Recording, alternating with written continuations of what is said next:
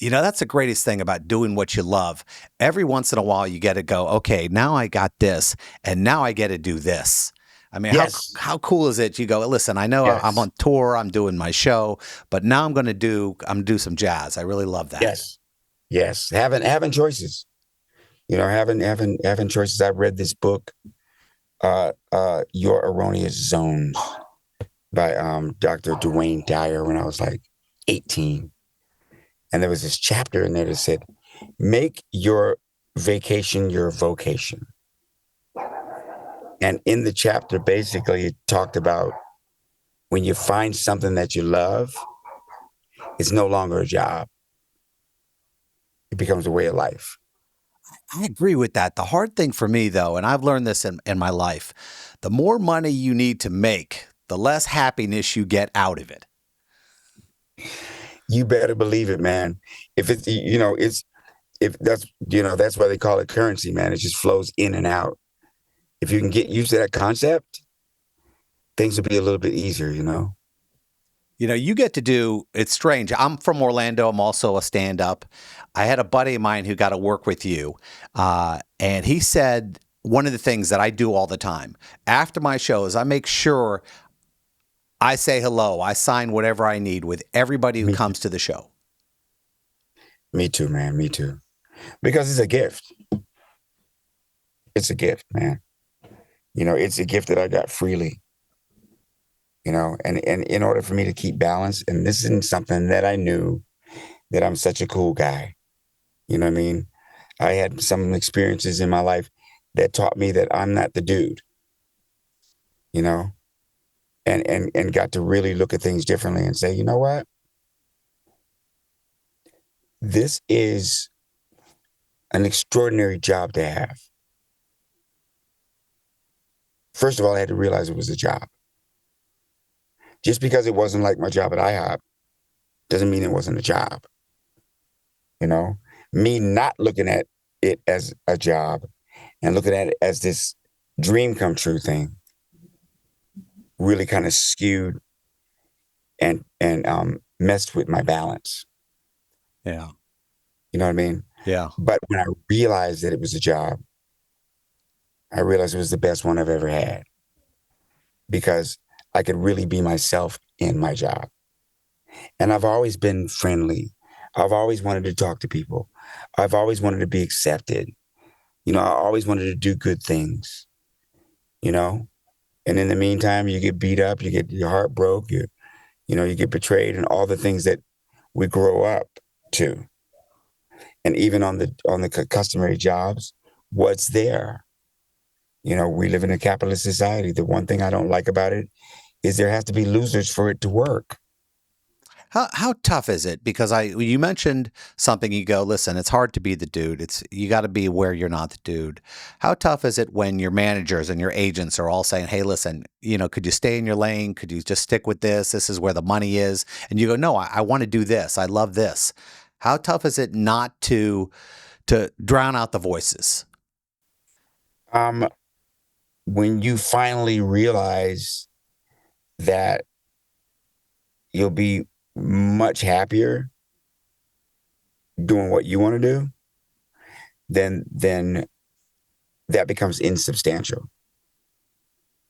And also the good thing about it is that the more successful you are at things you get pushback from, it actually changes them in a way.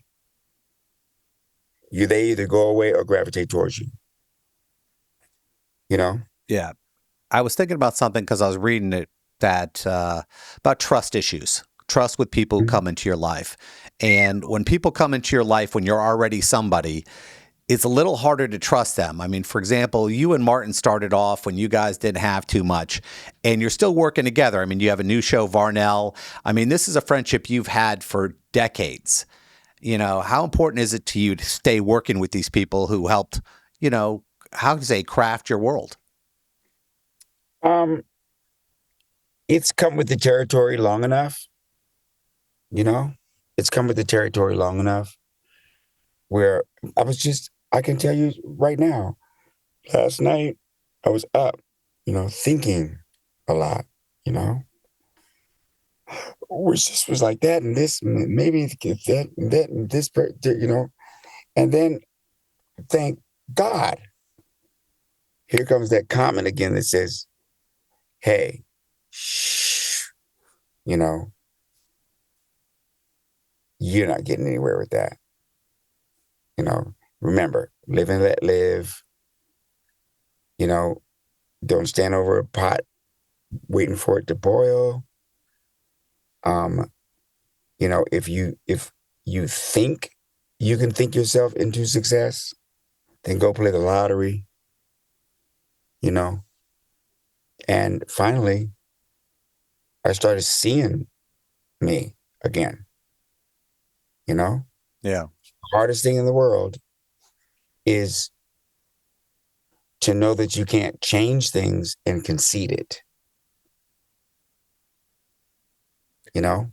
It's a tough thing for a lot of people. A lot of people don't have that ability to turn. They say, "Oh, I'm doing something." They can't stop. They can't go reevaluate and go, "This isn't good. I don't want to be doing this." Mm-hmm. And when projects come up, you have to make those choices. I mean, how Mm-hmm. does a project like Varnell come up? A 5 year wait, you know, a friendship that you know that lasted a long, long, long time, and one phone call, taking a chance to call, you know, a friend of mine that I did 2 episodes on his show, which is a talk show, late night talk show, and said, "Hey, there are no black late night talk show hosts. Why don't we do the Varnell Hill show?" And he said, "Let's do it." But it took 5 years, you know, I mean, that's five that's years. we. I mean, I grew up with Arsenio Hall. I remember Mm-hmm. that and that lasted for such a long time, and I think that gave a lot of opportunities out there. Do you think somewhere we lost that? We didn't lose it. There's just other vehicles out there that replaced it. You know, our phone replaced it. You know, social media replaced it. You know, reality TV replaced it. I The mean, car replaced the horse, but you know, the people that had horses definitely traded theirs in. You know, you can still ride a horse and you can still drive a car, but I'm sure they were going, that thing can't even go up a hill. You know, and now you can't live without one. Or remember Elvis? You know, Elvis. You know, white kids, you know, in the 40s and the 50s weren't allowed to listen to black people singing music. You know, and Elvis comes along and loves that music, and all of a sudden it opens up a whole world. So the parents of those children, you know, were made to think that way. But had it not been for individuals like us, people couldn't see things differently. So I try to prevent myself from being that. You know, I can go, hey, this isn't the same, and that isn't the same, and that isn't the same, you know, and accept that, but know that I'm changing too, but I'm bringing my collective wisdom to it. I remember watching Carol Burnett in the interview, and they said, one of the girls said, you know, would you like to be 21 again? No, 18 again, you know? And she said, yeah, if I can take my 76-year-old mind with me, you know? it's you hear that, and you mentioned streaming, you mentioned everything. I mean, like this show wouldn't have existed 10 years ago because we wouldn't have been able to do it because of the technology. But Right. I also see the shots I take sometimes, and I wonder, okay, I learned from it. I'm not going to do it again. I mean, like for example, I could say 2 words, and you're going to go, I get it. Wife swap. Right. Right. Right. That's something you're going to go. Yeah, I thought at the time it was the right choice. Yeah, man. Well, that actually was influenced by my wife because she was actually pointing out the fact that no one knows you have a family. Okay. No one ever looks at you as this father and this husband, and they look at you as a comedian, and this is a chance for them to, you know. And I wanted to get a Toyota 4Runner, and she said, "This is the way you can pay for it," you know. You want And that car? You want that Yeah, car. yeah, yeah, yeah, yeah, yeah. And plus, this is the way to get that. You know what I mean? And so, and then I hooked up with, you know, nothing at the end of the at the end of the at the end of the day, nothing is bad if your perception's good. You know. So I got to hang out with a kid that I met years ago. That was a big star when he was only like 12 or 13. Yeah. You know, Oh yeah. and you know he has turned out how he's turned out. And He's still fight. I just interviewed Corey, believe it or not, a yeah, couple weeks ago, and I'll tell you yeah, what, he's still fighting for what he loves. I mean, I don't have a problem with that. I know people hate people fighting for their dreams, but you know, I'm not going to have a problem yeah. with it. And you know, he's living his life. Yeah. The one thing he is he's not dead. You know, um, I know he wishes his friend was here. I knew him too. Yeah. Corey Haim. Yeah. Yeah, and do what makes you happy, bro. And the moral of our episode kind of turned into that. So I told my wife, don't, when this is over and we have the last talk, let me handle it. You know, because I know how these shows are. Oh yeah. They're going after someone.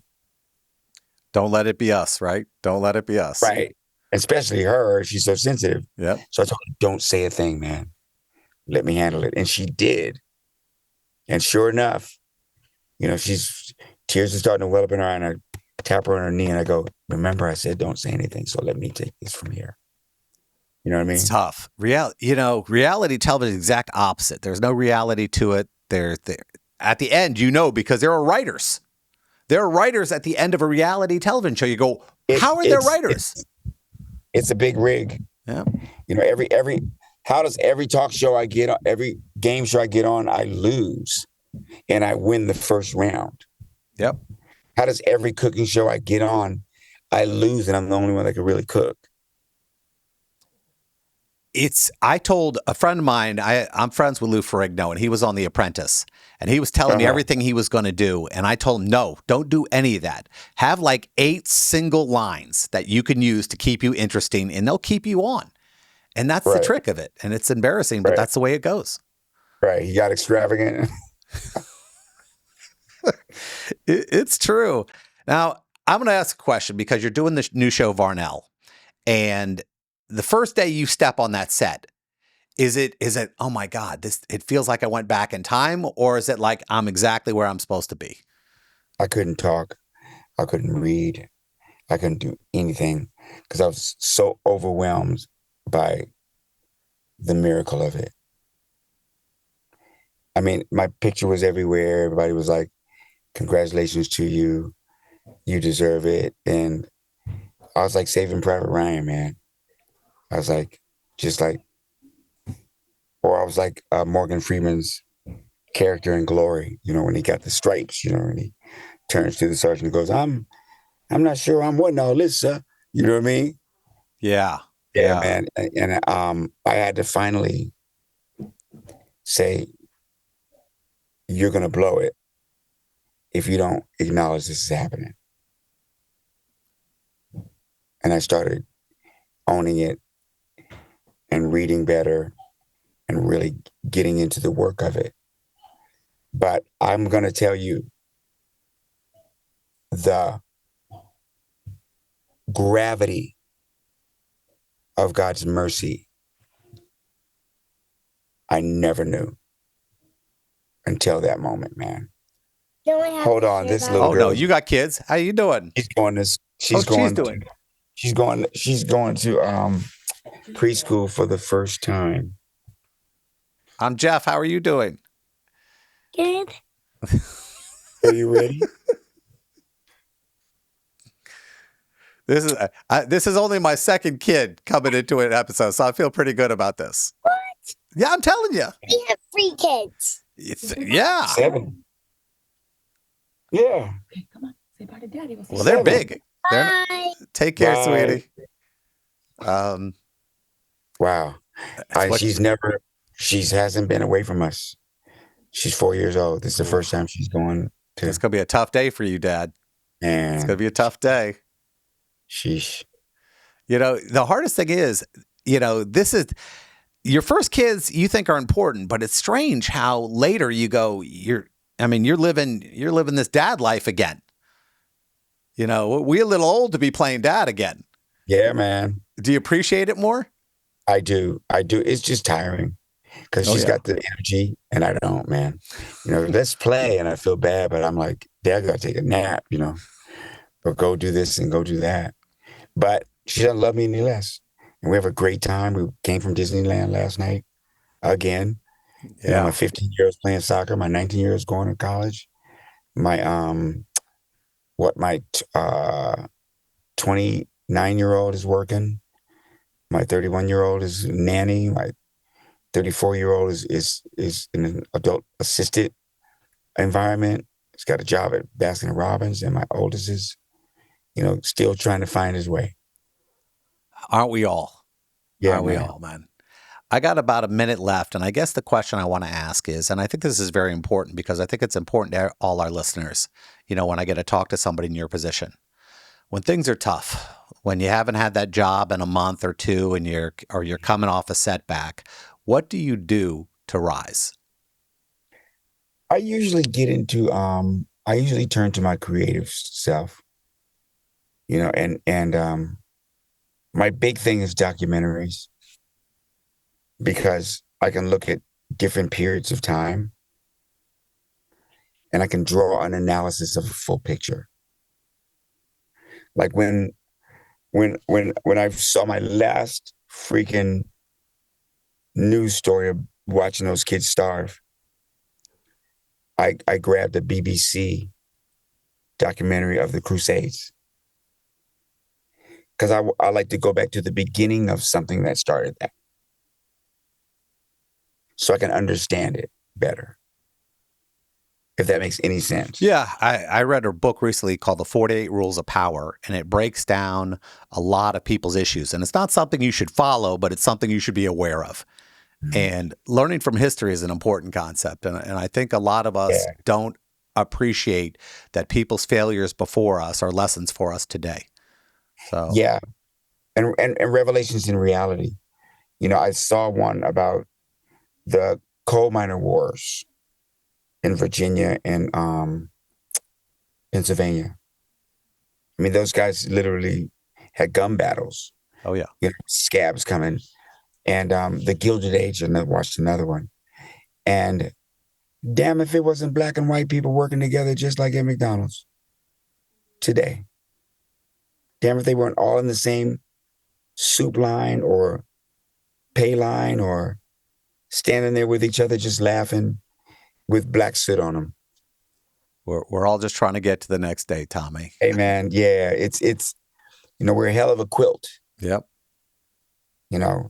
We just can't have nobody putting a whole blanket over our eyes. I support that. Well, Tommy, I can't tell you how great this is. Hopefully I'll get to see you on the road doing some stand-up soon. And hey, have a good day and hope your daughter has a fantastic one too. Hey, man, I wish you all the great guests in the world.